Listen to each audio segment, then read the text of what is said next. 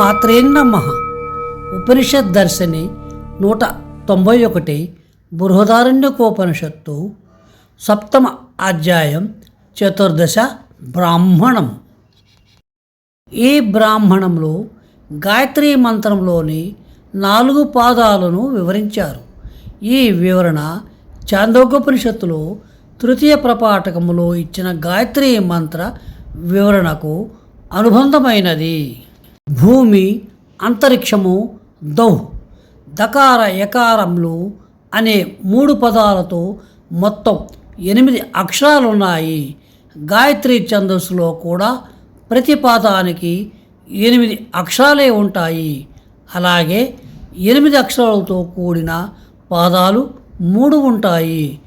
గాయత్రి ఛందస్సులో అంటే భూమి, అంతరిక్షము, ద్యౌ అనగా స్వర్గలోకము అనే త్రిలోక స్వరూపమే గాయత్రి యొక్క మొదటి పాదము.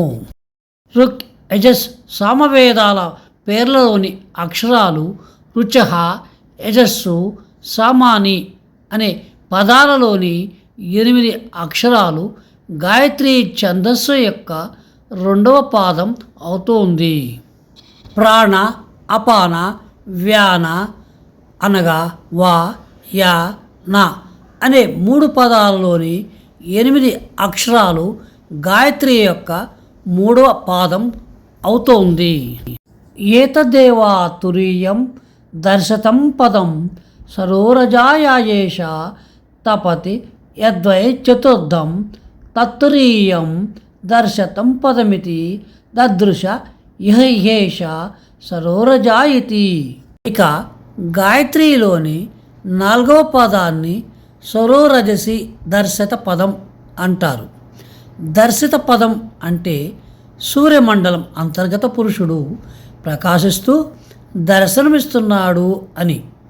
సరోరజ అంటే అన్ని లోకాల కన్నా పైన ఆధిపత్యంలో ప్రకాశిస్తున్నాడు అని తెలుసుకోవాలి. ఈ విషయాలను తెలుసుకున్న వ్యక్తి సూర్యునిలా అఖండ తేజస్సుతో గొప్ప ఖ్యాతితో సర్వాధిపతిగా ప్రకాశిస్తాడు. అందువల్ల దీనినే గాయత్రి తురీయ పదం అంటారు.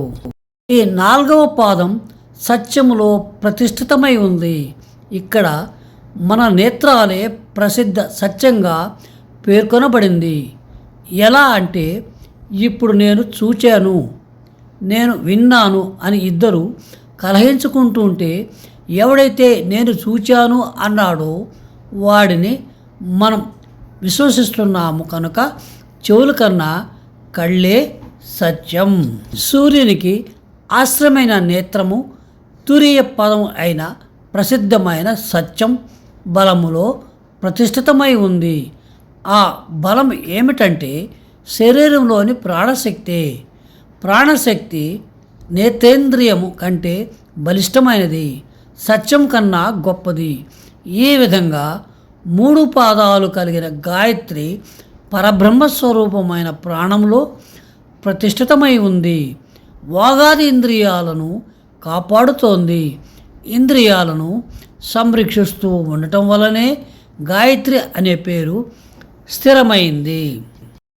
ఈ లోకంలో 8 సంవత్సరాలు నిండిన బాలునికి గురువు ఉపనయన సంస్కారాన్ని చేసి సావిత్రి రూపమైన గాయత్రి మంత్రోపదేశం చేస్తాడు.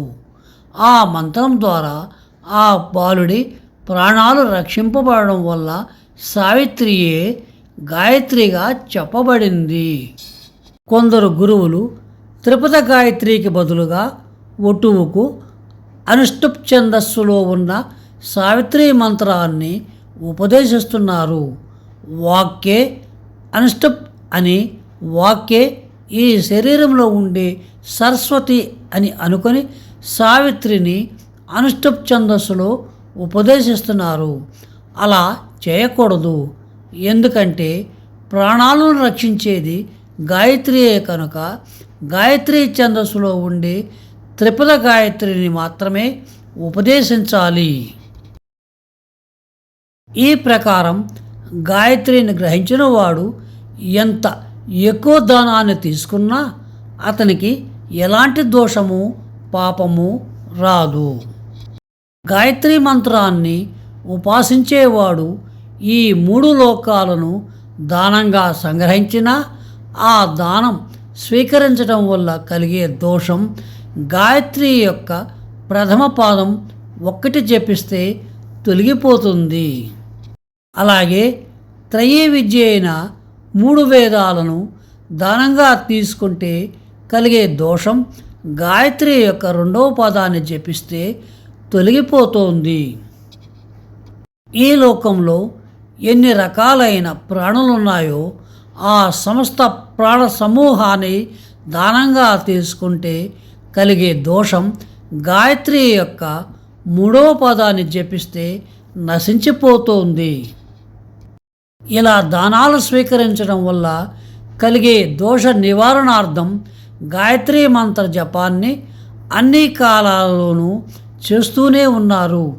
ఈ విధంగా గాయత్రి యొక్క 3 పాదాల విజ్ఞాన ఫలాన్ని పొందిన తర్వాత ఆ ప్రకాశించే సూర్యమండల అంతర్గత పురుష స్వరూపమైన గాయత్రి యొక్క సరోరజసి అనే తురియ పాదము యొక్క జ్ఞానాన్ని పొందటం దుర్లభం, అనగా కష్టతరం అయినది.